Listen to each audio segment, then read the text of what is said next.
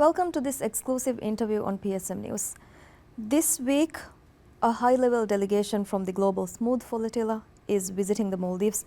In this interview, we speak with the members of the flotilla's steering committee to better understand their mission, their experiences on the ground and at sea, the challenges they face, and their vision for sustaining global solidarity with the people of Gaza. Thank you all for joining us, and welcome to the Maldives, and welcome to PSM as well. Thank you. Thank you. To begin this interview, could you explain to our audience what the Global Sumud Flotilla is and how it has evolved since its launch in mid-July as a collective international response to the humanitarian crisis in Gaza? Anyone can? Do you want? Say. First of all, thank you for having us here. For us, it's a huge pleasure to be here in the Maldives. We've been before as well in Malaysia, and we really believe that this region has a lot to contribute, not only to the Palestinian solidarity, but also to the building of a new society. That's what we aim in the last stance. We are part of a coalition of coalitions that are aiming to be in support of the Palestinian people, so we are part of the solidarity movement. And we created a mission, but also the perspective of a social movement that aims to break the illegal siege of Gaza on our sea missions, to create a people's humanitarian corridor, but not to stop there, to continue in support of the Palestinian people in their struggle for total liberation, self-determination. So our idea is to have the sea missions like the one that we had once we were created, but we also aim in this non-violent direct action tactic to have other types of actions. So we've been doing land convoys, we are preparing solidarity actions in many places, demonstrations, general strikes, because we understand that it's our duty to be in the greatest battle of our generation and to be there, not only for the Palestinian people, but for all just causes in the world. So the Global Sumud Flotilla aims to be a bit more than what people think, just a sea mission. We really want to be there to transform this world. Yeah. Just like how you mentioned, the flotilla is founded on the principles of non-violence and peace building.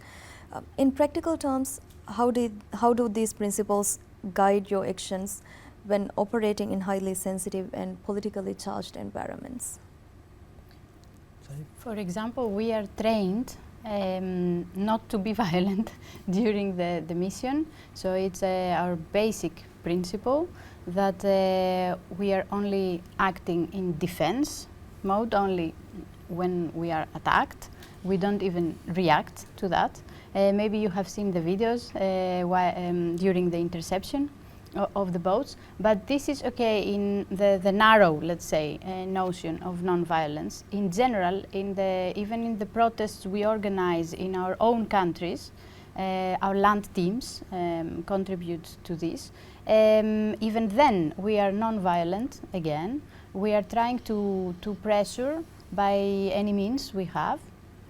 At the diplomatic level, for example, at high-level politics, through advocacy, parliamentarians who ask questions in the parliament related to the Palestinian struggle, or even bottom-up initiatives, blocking ports, blocking the trade of weapons. So this is non-violent in a broader sense, because we are trying to go against the industry, the war industry, initiated, usually stimulated by the United States policies and Israel policies. GSF aims not only to deliver humanitarian assistance, but also to challenge the blockade on Gaza. From your experience, how effective is civilian nonviolent action in drawing international attention to such prolonged humanitarian crisis? So, in history, in so many struggles around the world, nonviolent action and disobedience has been there as an essential part of any civil society mobilization.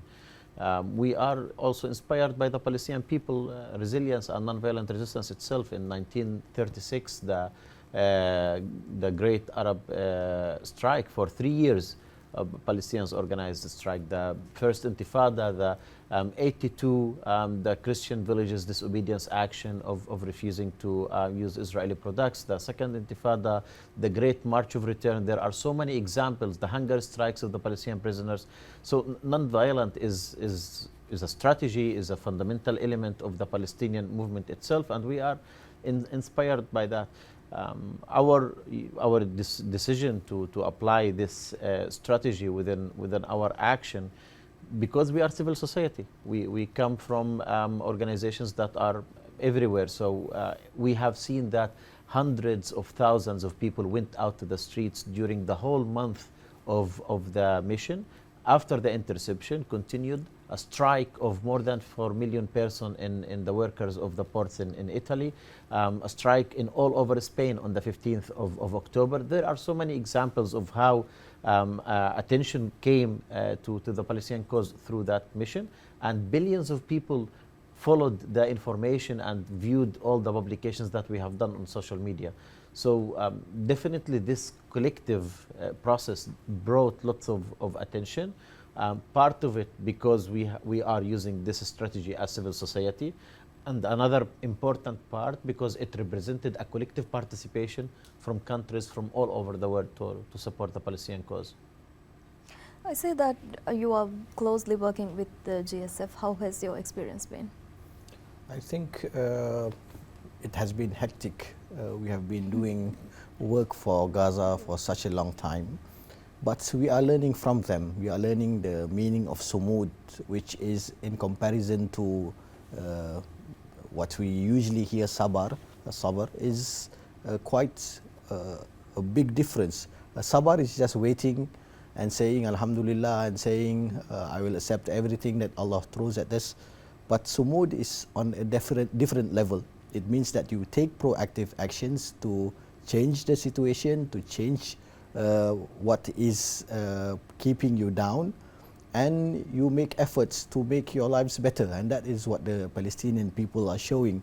Their mosques are being bombed, but they still pray 5 times a day in their mosque.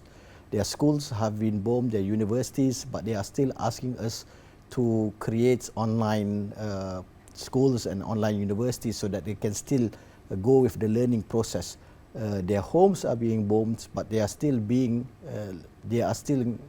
it with tents and not wanting to leave the places that they once called home. So in comparison to what they are doing, the global Sumud Flotilla takes their actions from this resilience, and we strive and push on forward. Having to work with thousands of people from tens of countries for long periods of time, it takes a toll on you. It makes you stressed, it makes you fight with your wife, but at the end of the day, we are doing this for the Palestinian people, but more so we are doing it for ourselves, we are doing it for the future generation, we are doing it for our children, and if we do not take action, if we do not want to spend our energy today, then we will not be able to do so, and the chance will be foregone tomorrow. Okay. With your permission, let me just ask a question in dhehvi to International Aid Campaign. International Aid Campaign on me global Sumud Flotilla ya ekiga masake kurata fudevara duas me bane vefa kinto tajriba ki vegento me kahala me mission ega ba very woman nimme.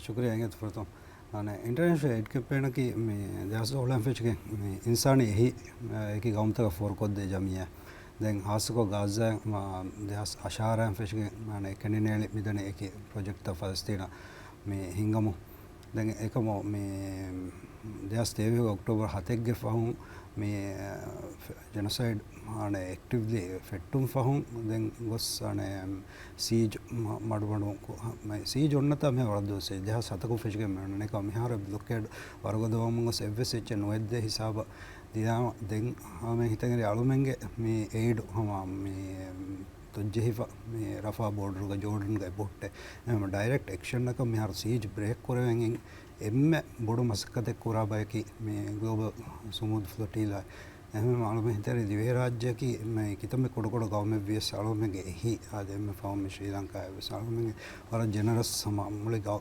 दुनिया में ही वाह bye हमें मालूम है तेरे Alwen mi siege break krumunga me masake no kofia mang alwen nang ehi for god den doroti bandoeve e magan reason. Yeah. Many of your members have worked physically and have participated directly in maritime missions. Could you share some of the key experiences or moments that you see that best reflects the realities faced by the civilians attempting to reach Gaza? We are part of a historical legacy of people trying to be in solidarity with the Palestinian people and break this horrific siege that has been unfortunately ongoing for 18 years. Yes. And which is part of an even broader 8 decades of genocide and ethnic cleansing of an apartheid colonial state led by this horrific racist and supremacist ideology called Zionism. So the siege started in 2007, and right in 2008, the first sea missions to break the siege, they start. The first 5 missions they managed to get to Gaza, they're small missions with small fishing boats, and all the subsequent missions have been intercepted since then. 17 years of illegal interceptions in international waters, of Israel doing bureaucratic warfare to stop missions at ports, sending his agents to sabotage boats, to put acid on water tanks, to destroy the propellers, and even attacking boats with drones, bombing boats like they did in May last year between Malta and Italy, or bombing our mission that was bombed in a single night 14 times by drones. So we've seen a lot of violations and attacks to this mission, which in the end are a humanitarian non-violent solidarity mission that should not be attacked. They are protected by international law. But Israel is a rogue state that does not accept and does not respect international law. So what we've seen is that once they intercept a mission like they did to us, for the whole world to see, they kidnap people that were going from international waters, which is not Israeli jurisdiction, to Palestinian territorial waters, which are, of course, not Israeli jurisdiction as well, despite the fact that they think that they can colonize that region. They kidnap people, change the course, send these people to Ashdod port. Once we get to Ashdod port, we are also put into illegal and violent strip searches. People have been assaulted. People have been even sexually assaulted in this previous mission, part to say. People are transferred to and accused of a crime that they didn't commit, to attempt to enter Israel illegally, which was never our plan, our objective at all. And then people are taken to prison facilities, prison units, sometimes in the desert, sometimes in other places of occupied Palestine. And people go through all sorts of violations, but it's nothing compared to what Palestinians go through in the same prison. I'll give you an example. We were, many of us, and 462 people were in Kitzot prison in this previous mission, the last mission. Once we were there, in order to put us in that prison in the Negev desert, the Israelis, they removed the Palestinians from 4 different pavilions. But when people got to the pavilions, they could see the writings of the Palestinians in the beds, in the walls, and they were mentioning and reporting the tortures and the violations that they've been through. Because on that same place that they commit violations with us, but on these prisons, they are the ones that when torturing, they remove the eyeballs of Palestinians, where they rape Palestinians, where they teach their military dogs to rape Palestinians, where they assassinate Palestinians in the most horrific ways, that once they are found in mass graves, they are still with their hands cuffed or tied to their backs. So yes, the Israeli regime commits violations with international solidarity activists. They killed many. Just in a few years, they killed many, just like they killed 240 United Nations workers and over 250 health workers as well, 230 journalists. They've been committing crimes and crimes, one after the other. But it's nothing compared to what they do to every Palestinian in an ethnic cleansing and genocidal project for 8 decades. So you always say that, of course, it's not fair to us, but we are not the story. We are doing that because the countries that should be doing this, which is upholding international law of international treaties that they sign and they are accountable for, they are not doing it. So that's why everyday people must do it. Because if they are giving up on one of the most fundamental things of humanity, which is the right of people to live in peace, for children not to be starved to death, not to be bombed by 2,000-pound bombs produced in the United States, people in the world must intervene and do something. So that's why we go through. What have been the main challenges the flotilla faced, either logistical, political, or security related, and how has this shaped your future strategies? Can I give a first answer? Okay, and then he will complement. But I want to show you the example of Greece. So depending, of course, on in which country you are active, you have different type of challenges. But of course, some challenges are a concern for all of us. So what happened in Greece is that because Greek government is a very strong ally of Israel, because also of Cyprus, a complicated story, we thought that we should keep the mission secret. So we did not announce the boats as they did in other places, which made our life very difficult in terms of logistics. You can imagine we were moving boats secretly during the night from port to port.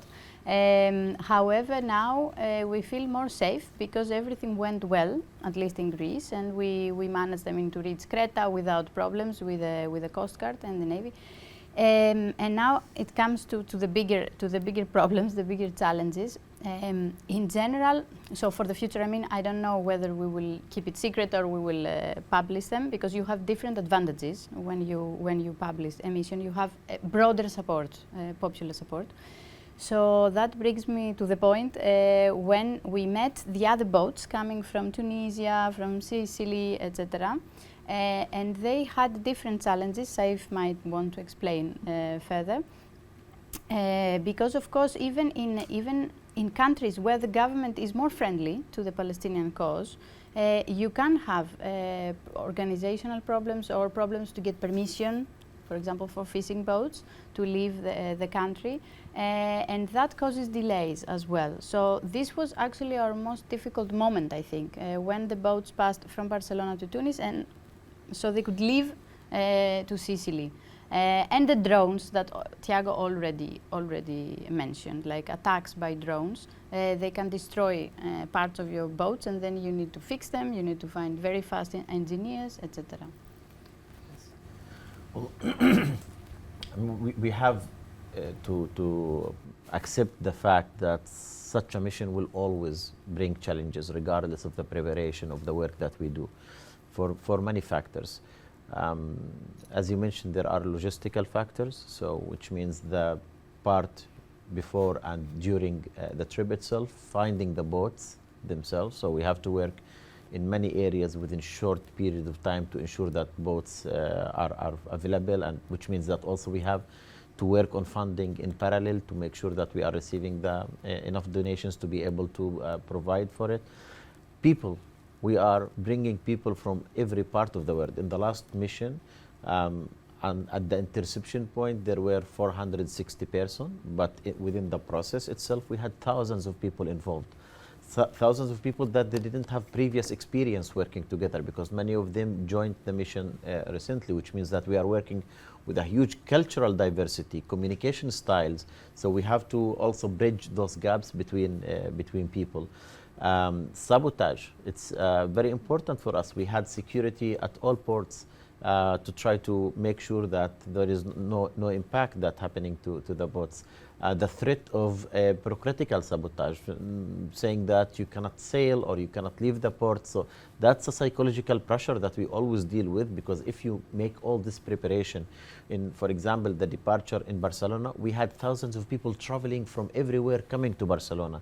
We had an event organized from everywhere, and imagine that at the launch date, we receive a notification saying that you cannot sail. So that's a huge psychological pressure to deal with. The team itself, one of the challenges, we are all volunteers. None of us is a worker, for example, dedicating time with a salary to be able to do this work. So we are all volunteers that are putting time into this, which means also that you have to work with people that they are dedicating too much time and energy, and the challenge that they face to be able to access the materials, the needs. For example, we were preparing during summer period the security equipment that we have to ensure that exists on every port. Barcelona during summer, it's disaster. Everything is closed. So this is a challenge to be able to make sure where we can get this from. Those were sailing boats with some motor boats that are gonna cross a long distance. So we have to ensure the gasoline, the fuel. Where do we stop? How we refill that? There is enough water, there is no water. Mechanical error on the way for the boats, how we can arrange for the people to be taken away to be able to return to their country, things that absolutely outside of our control, like weather situations. When we had the departure from Barcelona, we were hit directly with a storm, which impacted many of the boats, and some of them needed to go back to be fixed and then to rejoin the process. So those challenges are very, very difficult. But I think one important element that we have to consider is the well-being of our people, the participants who come on this mission. It's a huge pressure and can take psychological toll on everyone. So the experience that they face in the prison, we keep always repeating that. It's not possible to compare of what the Israeli regime do for international activists and the suffering and the violence and the crimes that Palestinians face. But this should not at any point minimize the impact that people receive because of this experience. People who have not lived violence, who haven't been dealing with these situations before, and they found themselves being imprisoned. They found for the first time that their passport means nothing, that their ambassador cannot reach them, that they have to be pushed from one place to another, that they are deprived from their basic rights, without putting any comparison to the violations that Palestinians face. This in itself brings a huge weight on people. So also working with the people upon their return and talk to them and provide support, this is a responsibility that we have to take very seriously, because we are building a global movement, and people is the most fundamental part of this movement. And any movement does not function without having a big, strong collective. So we keep learning from those experiences. We are now having more time to prepare. We have built a huge logistical team and operation team to prepare for the next mission. We have established new structures that can address all of those situations that we have identified. And still, there will be elements that we cannot control. We cannot control if Israel will commit a crime and bomb our boats on the way. We cannot control if they send drones. We cannot control if governments decide to be complicit and block boats in any of the ports that we are leaving from. We cannot control the weather. But whatever we can control, we are working very hard and dedicating all the time we can with our teams to ensure that procedures are put in place for these missions to be as safety as possible for our people. The Maldives has continuously and consistently advocated for the rights of the Palestinian people on the international platforms. How do you see small island nations and principal states contributing meaningfully to global humanitarian initiatives such as the global Sumud Flotilla? You know, in this part of the world, we are represented by Sumud Nusantara, and we are representing more than 10 countries in the region. But for the steering committee members of the Global Sumud Flotilla, we only choose 2 countries to be in Malaysia and then in Maldives. And that shows how Maldives is a very important country in our coalition. They have the expertise and the skill sets to give so much more to the Global Sumud Flotilla and to the people of Palestine. You said that Maldives is an island nation, and imagine an island nation and its 500,000 people going into a sea mission with the expertise that they have as captains, as technicians, as electricians, as boat engine repairers. That is the skill that we need from the people of Maldives. Your support has been tremendous through the IAC. You have been giving funds, you have been giving donations, you have been doing this non-stop, even at the government level. So this is the time to put your efforts into the limelight, let the world see that Maldives is not just a tourism hub, but also a humanitarian hub where the people are very, very fond of making others live the same way that they are living, making the other children of the world getting the same rights that we are having, and having a free Palestine as the people of Maldives are living freely and as the other people of the world are living freely, inshallah. Your visit this time here includes meetings with the government officers and civil society organizations. What forms of cooperation or participation are you hoping for the future to encourage during this visit? What do you want to achieve particularly during this visit? Yeah, after this visit, we will inshallah start mobilizing and start recruiting for the ground team and the participants for the flotilla, like Brother Nadir mentioned. We have expertise we can offer, like captains and engineers and mechanics, and also Maldivians are very familiar with the sea, and like during the mission you can see most of the participants. The last mission was actually open, the first mission open to the public, so most of the participants wasn't really, they didn't know what they were getting into, and we saw a lot of participants getting seasick and other types of difficulties. So Maldives has a better chance in the sea, if you know what I mean. And since we have prayer support from the government and from the people of the Maldives, it will be easy to coordinate, inshallah. And we hope for IAC, our hope is always, our dream is always, as a small island nation, to be in the forefront of the humanitarian and the global civil movements, representing proudly a small nation. And Global Sumud Flotilla has opened a door for us, small nation, to go against the biggest nations, biggest oppressors in the world, so we can be an example to the rest of the world.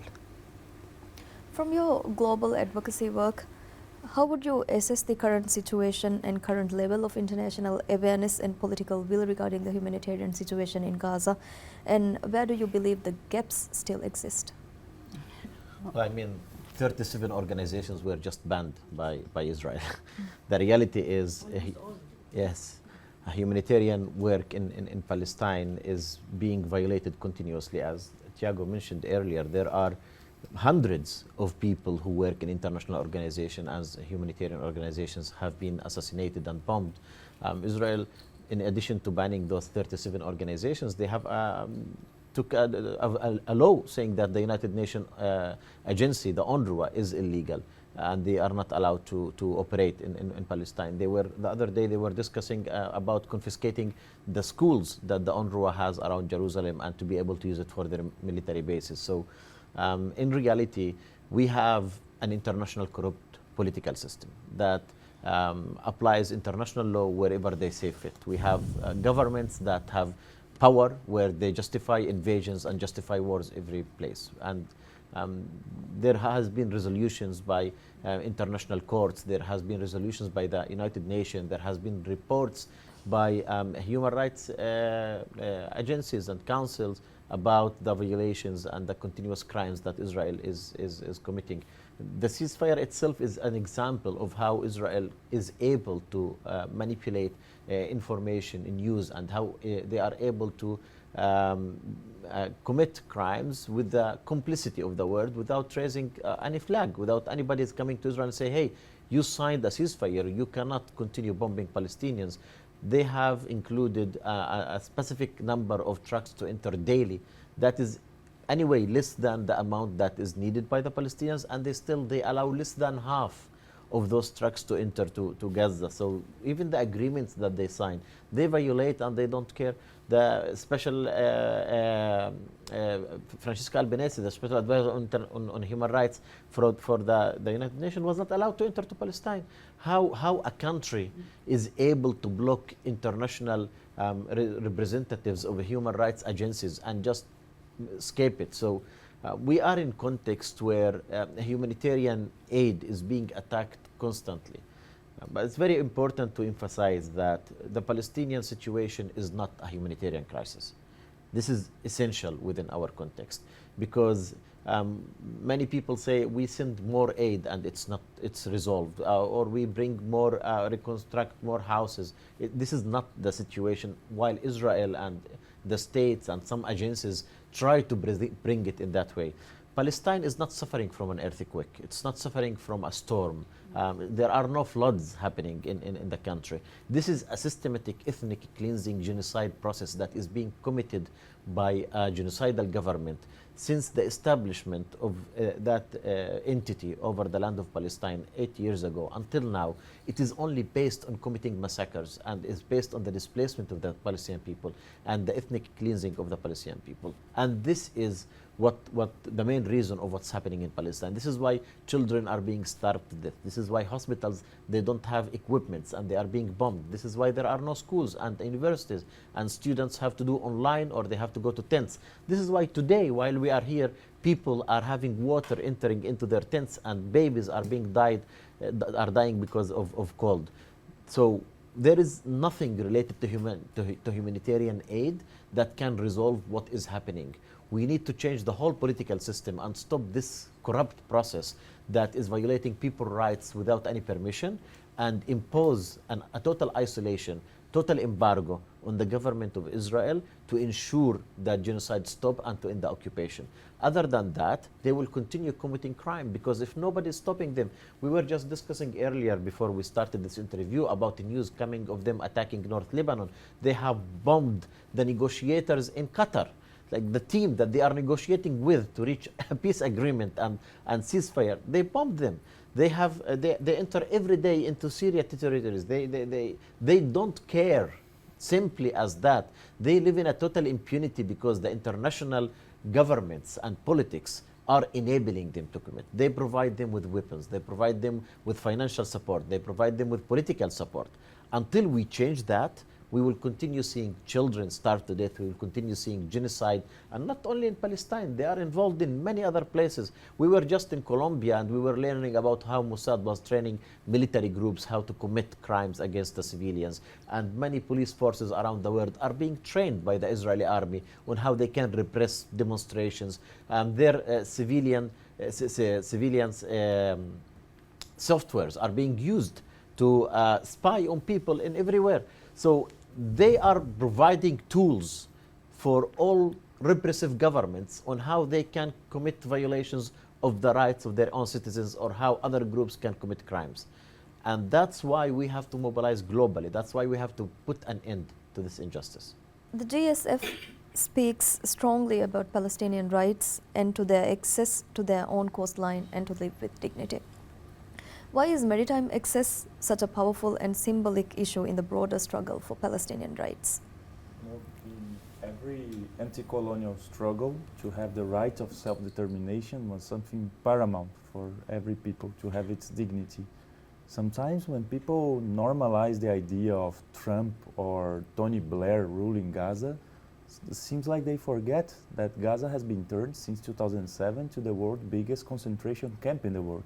So they want people to be content by changing the prison manager of this concentration camp. How come the Israeli regime, when they put Gaza under complete siege by sea, by land and by air, they did so many violations in that, for example, they created restriction on the most basic things for Palestinians to access. So a maximum amount of calories that could enter Gaza based on the population, because they say it's in their documents, the release documents from the government policies, that they wanted to keep Gaza at the bare minimum, not to have people physically dying of malnutrition, but not having them physically capable of going through a resistance or to have the capability of development over Gaza even under siege. So they try to create in Gaza the situation that people was at the very limit of needing their constant support and to be always submitted to them. And the Palestinian people have been challenging this with their amazing Sumud. So to have access to your territorial waters, to your borders, is the capacity to finally set themselves free of that. The violations of the siege, for example, prohibited Palestinians to access wedding dresses, chocolate, pasta for so many years until they released pasta to enter Gaza. So how come they can create such violations? How come isn't the world in revolt? If this concentration camp was created in Paris or in London, the world would be in completely revolt. But the ideological work that they do, dehumanizing Palestinians by saying that this is a violent people with a violent Islamic background, with a violent Arabic ethnicity, they try to create a way to manufacture consent for people to think that this is normal. People that has always believed in wars or religious wars that have no solution. But that is not at all what happens there. What happens is colonization. What happens is United States imperialism using that region to intervene in their plan of hegemony over the entire world. So to have access to your maritime waters is something that is crucial for every nation. So and that's why whenever they say that, you can deliver your aid to any neighboring country and we will deliver the aid, or we want to inspect your aid, the Global Sumud Flotilla has always been very emphatic to say, you have no right to control Palestinian borders. We will never give the aid to an occupying force, exactly the occupying force that have been starving the Palestinians to death. We'll never give the aid to you to intermediate our relations. The Palestinians have the right to have direct relations with all the people in the world, because we know that in a planet of 8 billion people, the support for Palestinian rights and self-determination is in their hearts and in their minds, and they are understanding the task that we have collectively to change this violation. Looking ahead, what are the Global Sumud Flotilla's key priorities and planned actions in the coming period? And what message would you like to share with the Maldivians who stand in solidarity with the Palestinians? I think the best way to go against an apartheid state like Israel is to go heads on with their strategies, with what they are doing on the ground. So what they are proposing now to the rest of the world is with the company of the US. They are proposing a 20-point plan where they think they are going to rebuild Gaza, they're going to bring peace and harmony and stabilize Gaza. They are going to bring clever people who will be in charge of the people and the communities inside of Gaza. And basically they are just doing a different kind of colonialization inside of the Gaza Strip.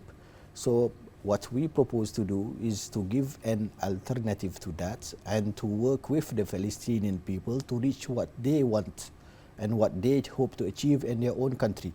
That is why in the second mission that we are doing in the Global Sumud Flotilla, we are going to be part of the process to rebuild Gaza, to reconstruct Gaza. We are going to build Gaza, and we are going to send eco-builders to be with them. We are going to send teachers and lecturers to be part of rebuilding the education system.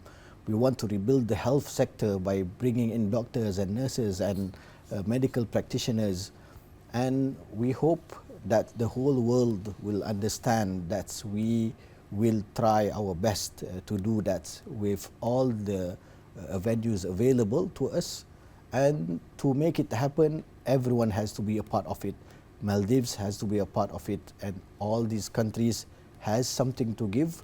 Inshallah, in the near future, we will be opening registration for all the positions that we need. We hope that besides the other skills that we need from the Maldivian people that we mentioned, doctors from Maldives will also be available to us, lecturers, engineers, and we will do this together. We will do this as a united front, and we will do this as a free country, doing the jobs of the governments and doing the jobs of these high-ranking people who are not doing enough for the people of Palestine. And with the people's power, we will rebuild Gaza and we will free Gaza, inshallah, in our living times. Thank you all so much for joining this interview. I hope that you would visit the Maldives sometime in the future as well. Sure. Thank you so much. Thank you so much. Thank you. As the Global Sumud Flotilla continues its humanitarian and advocacy efforts, its work underscores the growing role of international civilian initiatives in responding to prolonged humanitarian crisis. The delegation's visit to the Maldives highlights the importance of principled international partnerships and collective action in addressing global injustices. As a nation that has consistently and continuously voiced support for the Palestinian cause, the Maldives' engagement with initiatives such as the Global Sumud Flotilla reflects a shared commitment to humanitarian values, peace, and international solidarity. Thank you all once again for watching.